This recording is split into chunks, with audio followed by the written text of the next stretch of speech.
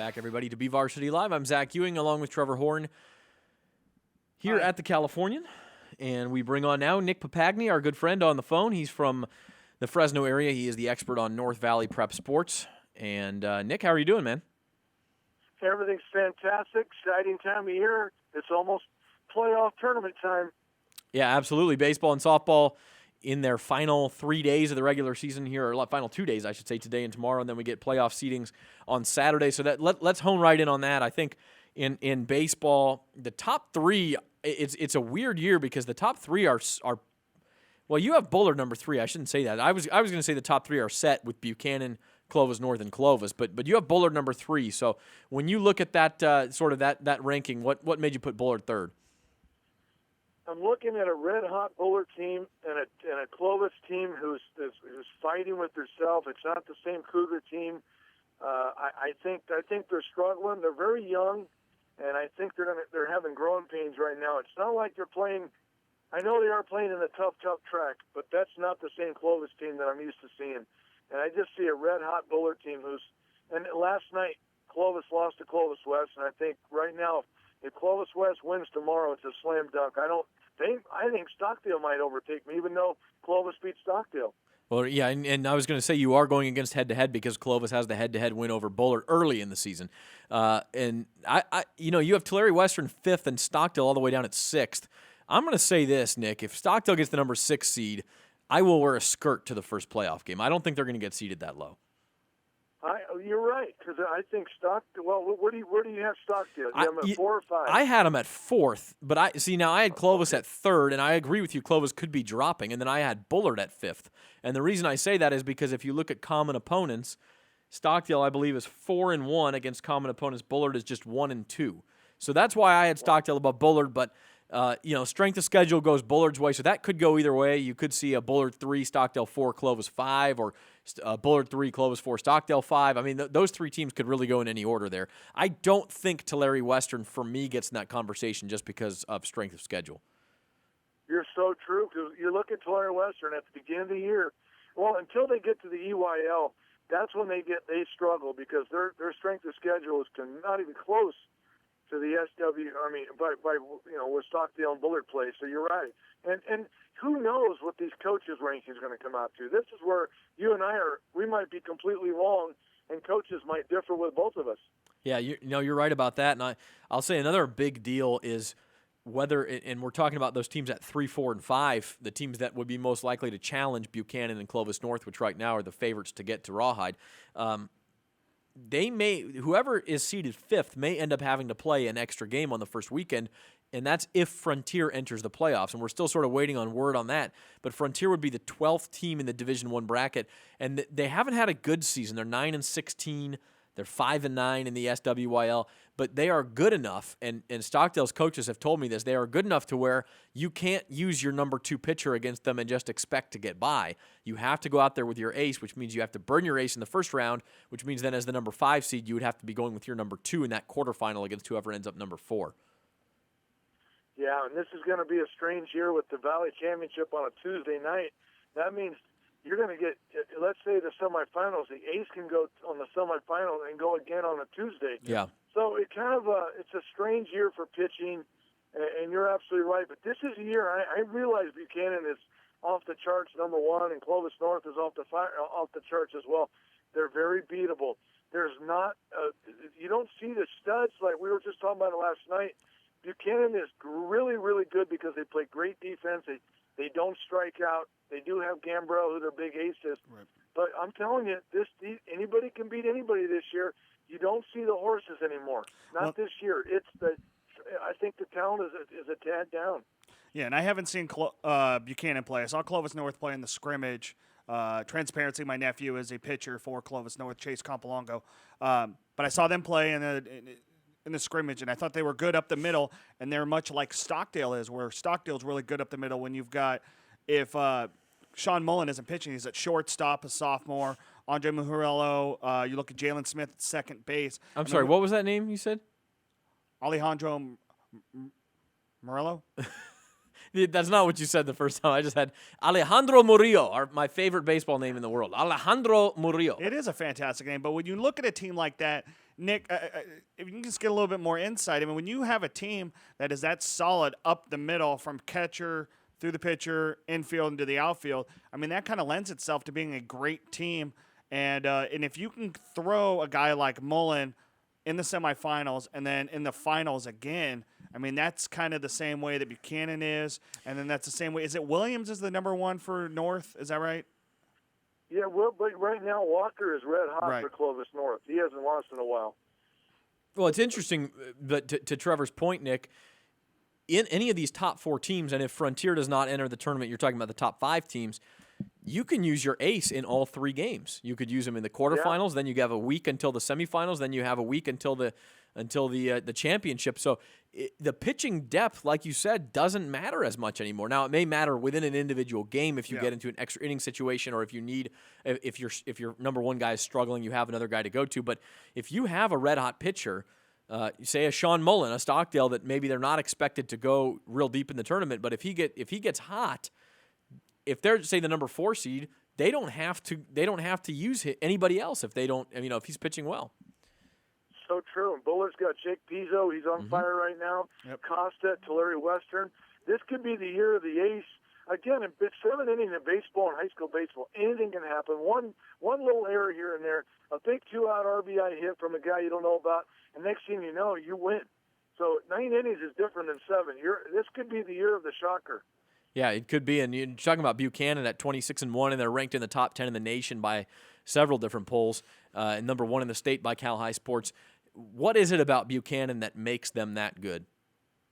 Well, I played back in the day when we were like Buchanan at the Bullard Knights back in the day. We'd walk off the bus and we're already up 3-0. That's what Buchanan's got going right now. They take infield, outfield like little machines. They are so well coached. They've got, look at the assistant of Jason Donald, who played at Major Leagues.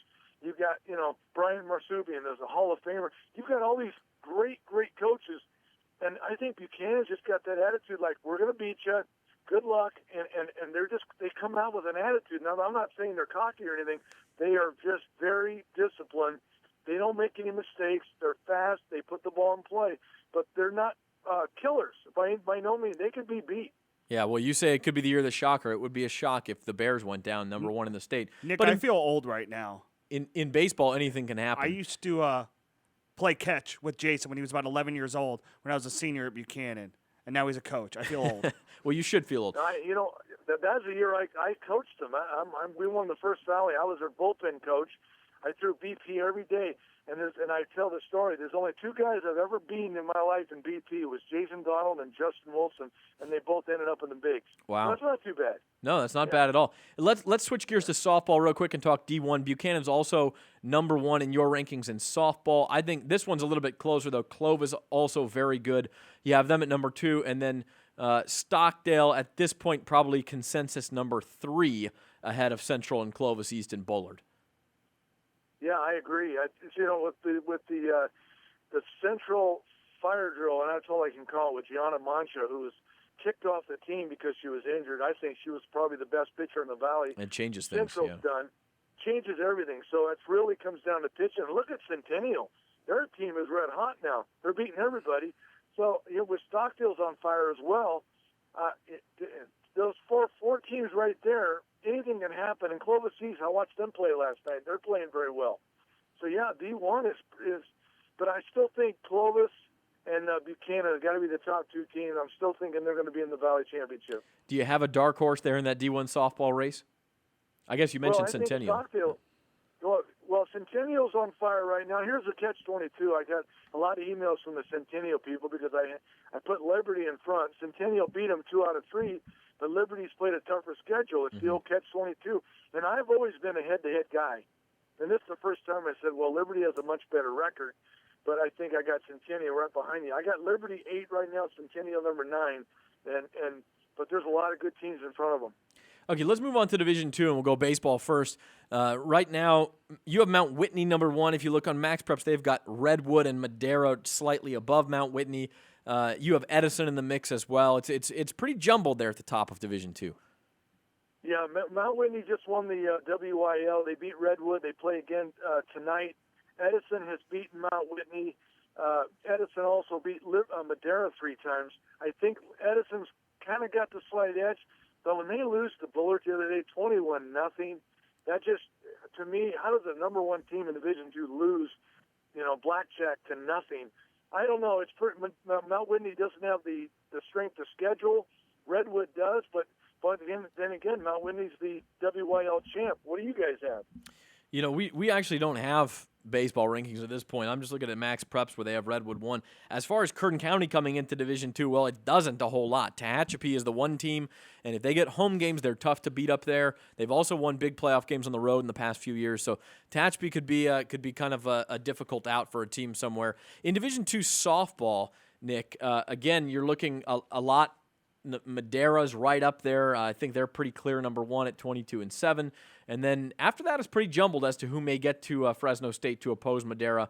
Monache, El Diamante, Ridgeview, Sanger, Redwood, all those teams are in the mix. Yeah, Madera just lost the other day to Edison. That could be a red flag. I have them a clear number one. Monache is red hot right now. LD's slacking a bit, and Ridgeview lost last night. Yep, so I think 3-0 Independence. Yeah, so Division II could be pretty wide open. I still think Madera could be the team to beat, and Edison, I think, just snuck up and beat them on a couple big hits in the late innings.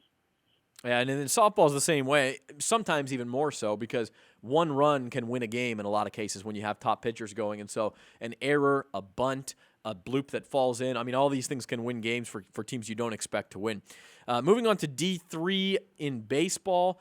Boy, every year at this time we see those Kerman Lions and Coach Jay Pruce at the top of a lot of lists, and they went undefeated in their league again this year, and again they're very, very good. Yeah, and I just talked to Jay yesterday, and he's kind of worried. He goes, well, strength of schedule, we're right there, but we did lose to Dinuba. Lemoore beat Madera South twice. Dinuba beat Lemoore. They all beat each other up. Right now, I do have Kerman. If they run the table and they go 15-0, I got Kerman at 1. Dinuba probably 2 if they can win tomorrow night. But Lemoore is right there, who's beat. The strength of schedule is very tough. So D3 is going to be interesting. Who gets the top 2 seeds? I wouldn't be surprised if you could mix them around 1, 2, 3, and even 4. So yeah, it's going to be interesting. Again, we're seeing a lot of jumbled divisions. And again, the other theme is, at least in baseball, Kern County, not much of a presence here. Garces has played a very tough schedule for Division III, playing in the SWYL. They've been kind of a Jekyll and Hyde team, and they were one of the teams that beat Stockdale, but then they turned around and, I know it's Stockdale. They played Stockdale well on Tuesday. They got hammered by Stockdale yesterday. And you look at a team like Independence, who, Nick, you have them at number 8. There's a team that has 2 quote-unquote aces in Tyler Smith, who's a gamer, and then you look at Kevin Larson. That guy's 6'9". By the time he lets go of the ball, he's halfway to home plate. So and Highland, SEYL champion, but their strength of schedule is just way below everybody else's, so we don't think they'll get a very high seed. But it's interesting. Moving on to D3 softball, another name you see all the time, Liberty Madera Ranchos. They're a consensus number 1, a heavy, heavy favorite here in Division III. Chasing them, though, is a team that's beat them in the playoffs 3 years in a row, and that's Taft. You've also got a very good Hanford team down in D3. Tehachapi's very good. Dinuba's got a good team. So I think it's kind of everybody chasing Liberty, though, Nick. Yeah, and I think it's going to be, Hanford's battle-tested. Before, you talked about battle-tested. That's why every coach in Division III baseball, Garces, is on the radar, because they know they're battle-tested. And same goes for Hanford, who has to play in that tough WYL. Taft did beat Tehachapi, so that's why they have them in front. I'm still unfamiliar. I think Dinuba is in Division III. The CIF has them in Division III. Max Press has them in Division IV. But I think Dinuba could be a team reckoned with in Division III as well. And seedings come out tomorrow? No, they come out Saturday, correct? That's what I hear. Yeah, I believe it's Saturday, although sometimes there's still they change a couple these games things on us. Friday night, so they have to wait. They'll wait. Now, we're going to go through 4, 5, and 6 real quick on the baseball and softball side. For those who will come out to Rawhide Ballpark in Visalia, that's on Memorial Day, which is the 30th, and then also Tuesday the 31st. And we know how you feel about that, Nick. But for those who come out there, or for those who come out to Bulldog Diamond in Fresno for the softball championships on the 27th and 28th of May, who are some players or some teams in these small division games that they should keep an eye out for? Outside of these small towns, not a lot of people know these teams, but they can be fun to watch and have good players as well. It's boy, you nailed it, because Division IV, for example, we talk baseball, these teams can hang with anyone in the Valley. Emmanuel, they've got a pitcher that every college is looking at. Fireball, same goes for Exeter. They've got a stud as well, Fowler, and even Taft.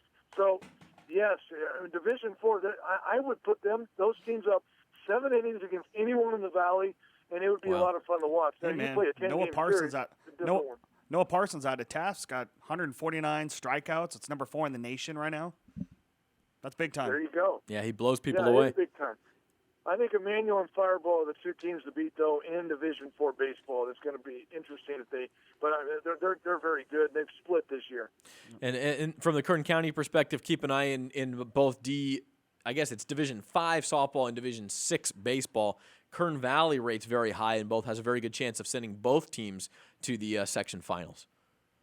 Yeah, I no doubt about it. Then Sierra, I have them at number 1 in Division VI baseball, just from the fact they're battle tested and they're playing a pretty good league. Yeah, but Kern Valley again. Everyone they haven't seen them play, but they know there's talent.